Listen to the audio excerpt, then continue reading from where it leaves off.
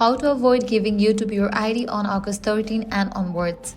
Starting on August 13th, YouTube will introduce a new system that uses artificial intelligence to review your watch history and estimate your age. If their system believes you are under 18, it could ask you to provide a government-issued ID to confirm your age, even if you are actually over 18. This age check is more likely to trigger if you frequently watch videos marked as made for kids. These videos are easy to identify because you won't see the like count displayed, the comment section will be turned off, the video description will clearly say it's made for kids.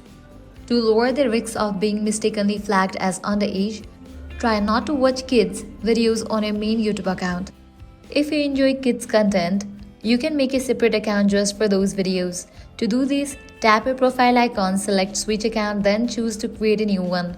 Use this alternate account for kid-friendly videos and keep your main account for general viewing. While this method is not a guaranteed solution, it significantly reduces the chances of YouTube asking for the ID unnecessarily. That's the guide. If you found this video helpful, do not forget to like, share and subscribe to our channel.